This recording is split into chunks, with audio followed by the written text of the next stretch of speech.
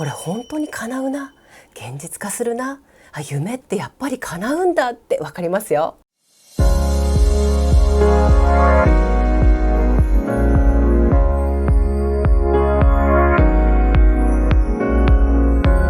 はい、皆様こんにちは。大福まめこです。いつもご視聴ありがとうございます。今回は願いが叶う前に起こる前兆、サインについてお話ししてみたいと思います。ぜひ最後までご覧ください。いいねやチャンネル登録、コメントで応援していただけるととっても励みになります。SNS でもいろいろ発信していますので、フォローよろしくお願いいたします。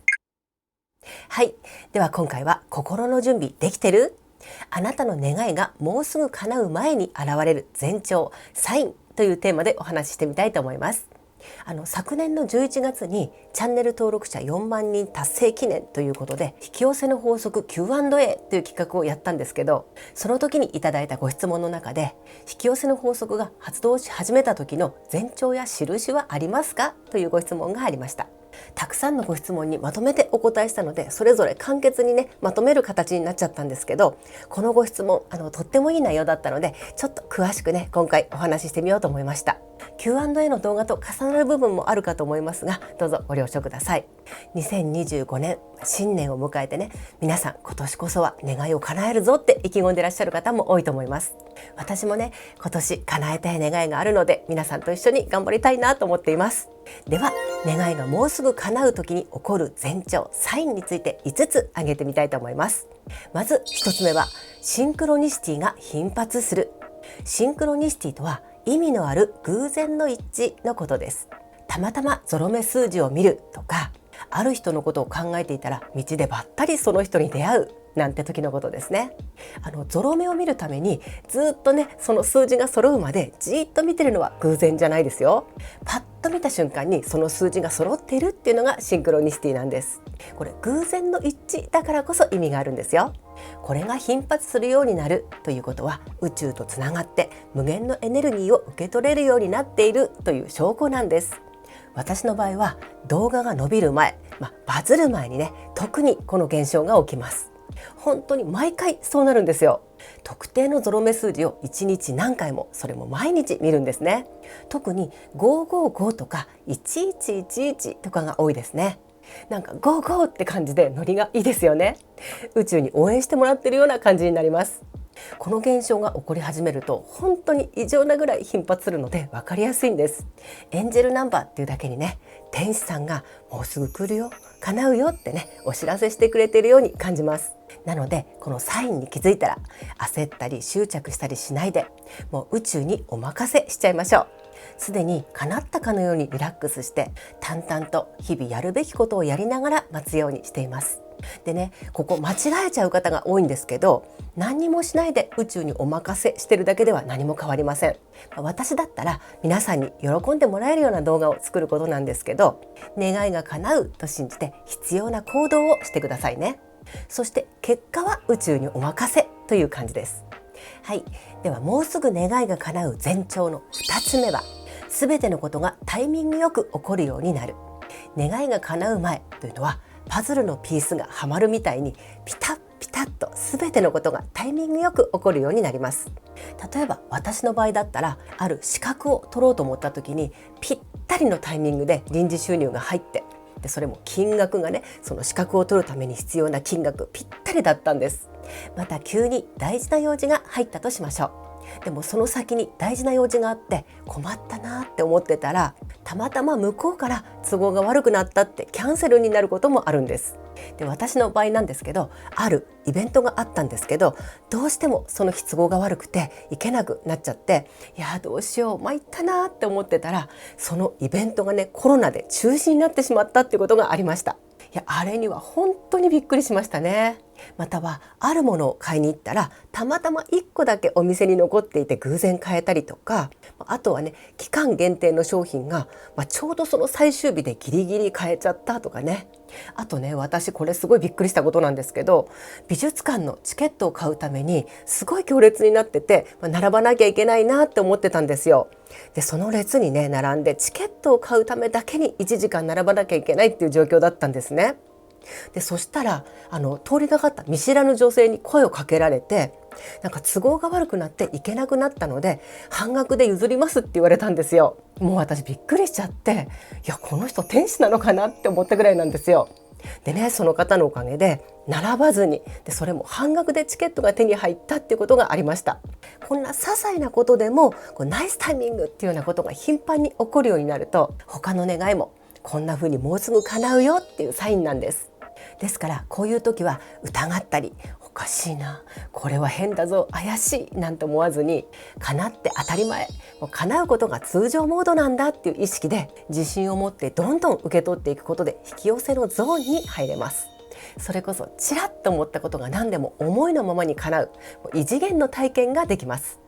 後で詳しくお話ししますけど、私が実際に体験していることなんで間違いありません。私本当のことしか言いませんからね。はい、では3つ目はニアミスが起こるようになる。ニアミスっていうのは願っていることとかなり近いんだけどちょっと違うっていうことが起こるんです。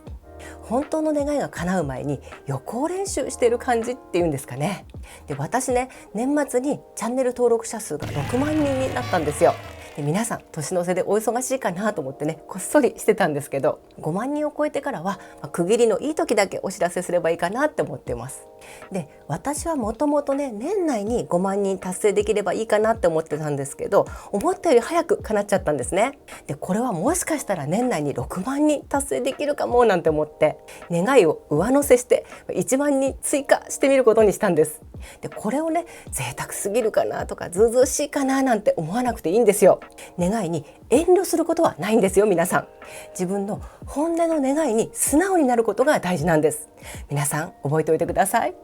いいですか？じゃあ言いますよ。自分の本音の願いに素直になる。はい、どうぞ。本音の願いに素直になる。皆さん紅白のビーズって見ました？ウルトラソウルのね、掛け合いみたいな感じでやってみたいなって思いましたでは時を戻しましょう。で年内に6万人を達成するってね、願いを1万人上乗せしてお願いした時のことです。ある日外出してて、歩いててね、喉が渇いたんですよ。でタピオカブームの時にね、人気になったゴンチャでタピオカのドリンクを飲みたいなって思ったんです。そしたら目の前にゴンチャがたまたま見えてきて、でパートナーがね、ゴンチャで何か飲もうかって言ったんですよ。私ね、一心伝心だ、ゴンチャを引き寄せたぞって思ったんです。で私はね、タピオカ入りの黒糖ミルクティーをイメージしてたんですけど、タピオカってね、私最初から入ってるもんだと思って注文する時に言わなかったんですよ。そしたらタピオカってオプションらしくて言わないと入ってなかったんですね。ただのね、アイスミルクティーが出てきたんですよ。でなんかね、今回ストロー細いなと思って普通タピオカのドリンクってストロー太いじゃないですか。で吸うとね、トントントントンってタピオカが入ってくるやつで、今回なんかストロー細いなと思ってたらタピオカなかったんですよ。もうただのね、黒糖アイスミルクティーだったんですね。ゴンチャは引き寄せたけどおいみたいなね、こういうのがニアミスなんですよ。でもこれって近いところまで来てるよっていうサインなんです。で実際年内に6万人達成できました。だからニアミスがあったらね、なんだ違った、ついてないな、ずれてたかってがっかりするんじゃなくって、逆にね、よしこれは近いぞ、もうすぐだぞって安心してほしいんです。はい、では4つ目の前兆は、思ったことが現実化する、またその速度がどんどん速くなる。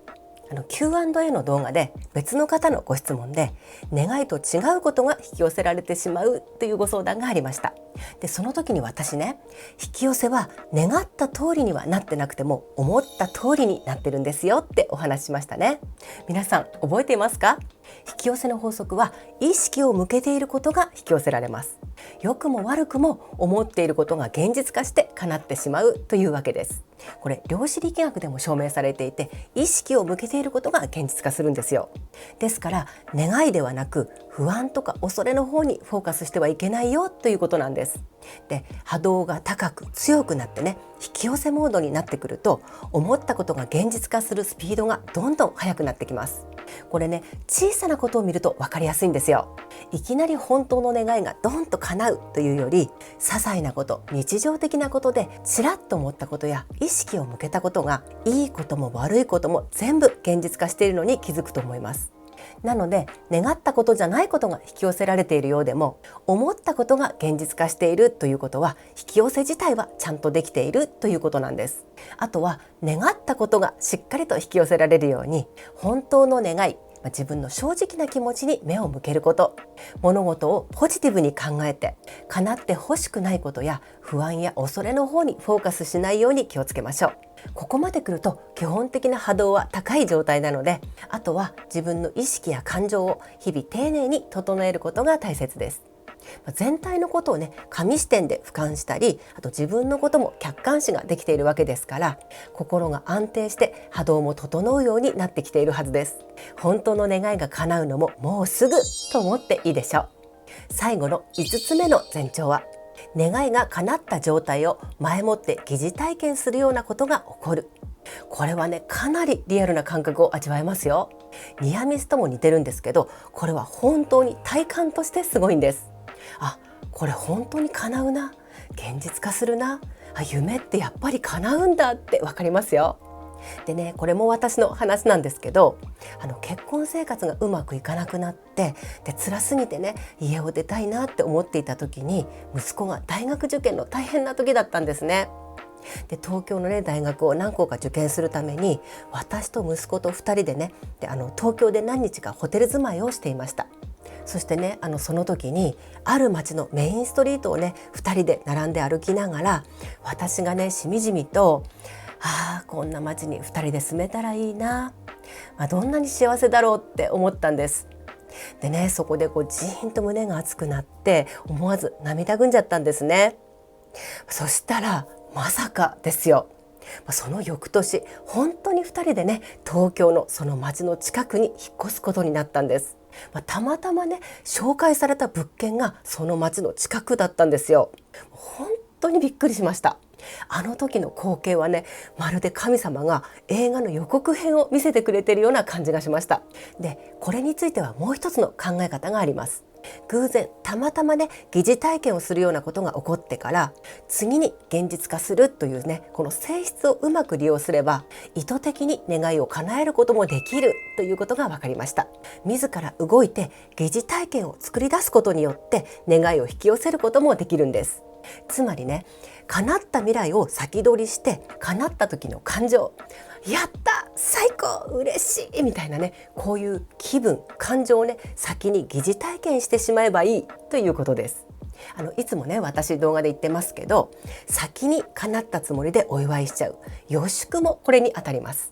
昔の人たちってやっぱり体験から分かってたんですね。で、そうすると叶った時の波動に今ここでなれるので、パラレルの未来にある叶った時の自分と波動が共鳴するので、引き寄せることができるということです。で、よく引き寄せの法則では、すでに叶ったように振る舞うといいとか、叶ったつもりになることが大事だよって言われていますよね。なので本当に叶った気分になれるように、実際にね、そういう場所へ行ったり、あと叶ったらね、行ってみたいお店に入ってみたり、リアルにその気分を味わえるような行動をしてみてください。目で見たり、手で触ったりね、その場の空気や雰囲気を疑似体験することで、その時の叶った時の感情、気分を味わえます。そうすることで叶った時の波動になれますから、願いは格段に叶いやすくなります。私たちの気分、感情が波動を作り、叶った未来に意識を向けることで現実化します。これは量子力学の実験でも証明されています。ですから、簡単に言うとね、叶った時の気分や感情を今ここで作り出してしまえばいいということなんです。で、先ほどの東京に住む話、もう一つあってね、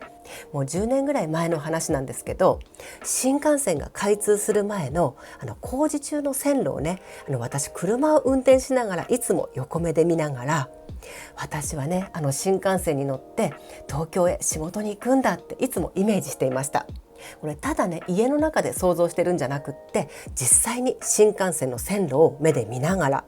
そしてね、車で横を走りながら、もう新幹線に乗ってるようなイメージでね、考えてたんですね。そしたら本当にその新幹線が開通してから、新幹線に乗って東京へ行って、で通うどころか本当に住むことになったんですよ。で、そして息子と暮らすこととか、あと離婚することとか、息子がね大学に合格することとか、東京で仕事をする夢、新しいパートナーと出会って幸せになるという夢、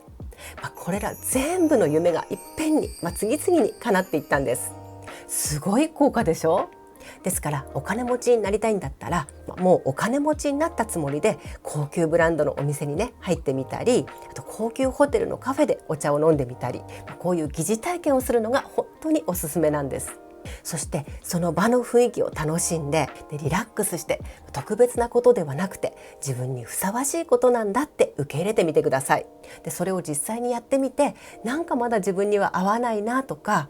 まだ馴染めなくてそわそわするなって感じるんだったら、現実化するまでにねまだ何かやるべきことがあるよというサインなのかもしれません。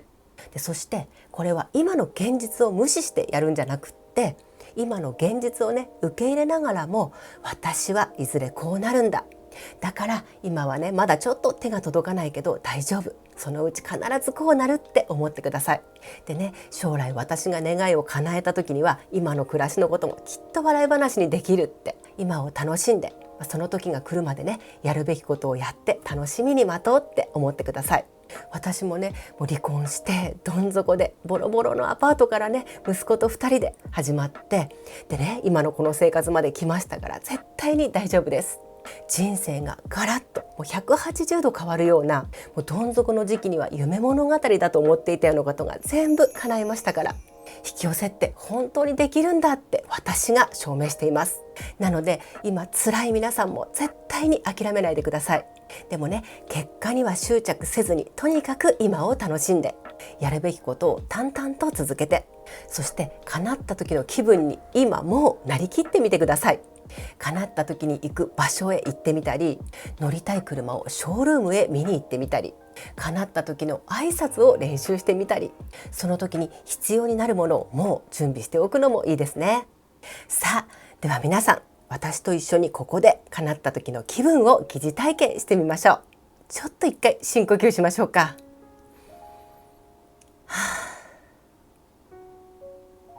心を静かに落ち着けましょう。願いが叶った時、あなたはどんな気持ちになると思いますか？願いが叶った時の自分を想像してみてください。皆さん、どんな願いを持っていますか？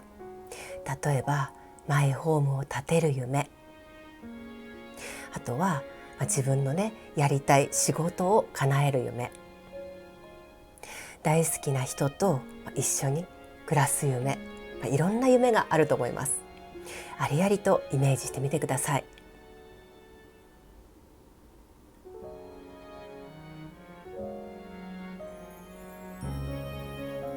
あなたは辛くてもよく乗り越えてここまで頑張ってきました。心が折れそうになって諦めようとしたことも何度もあったでしょう。でもとうとう夢が叶ったんです。夢にまで見た光景が目の前に広がっています。どうですか？何が見えますか？どんなものに囲まれていますか？周りの人たちは喜んでくれていますか？頑張ってきてよかったなって胸がねジーンって熱くなって、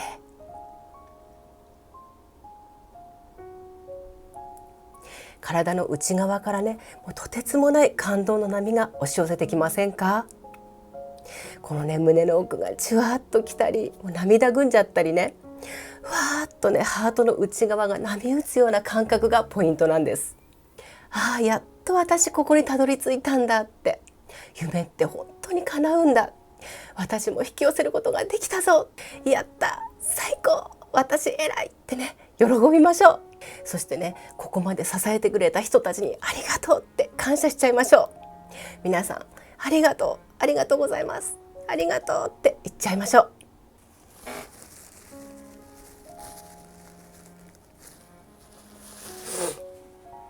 こんな風にね叶った時の感情にもう今すでになりきって、嬉し涙が出たり、もう笑いが出たり、なんかもうワクワクしてね飛び跳ねるぐらい嬉しくなったり、こんな風に感情がねうわーって溢れてきたら、宇宙へのオーダーは完了です。願いが叶うのをワクワクして待ちながら、今やるべきことを淡々と続けてみてください。これでもう最高最善のタイミングであなたの願いは絶対に叶います。叶った未来をしっかりと受け取るために心の準備だけはちゃんとしておいてくださいね。はい、いかがだったでしょうか。今回はあなたの願いがもうすぐ叶う時に起こるサイン、前兆というお話でした。最後のワークは気が向いた時に何度でもやってみてください。願望実現がより確実にスピードアップしますよ。今回のお話が良かったと思われた方はグッドボタンとチャンネル登録、そして通知のベルボタンもよろしくお願いいたします。それではまた次回もお楽しみに。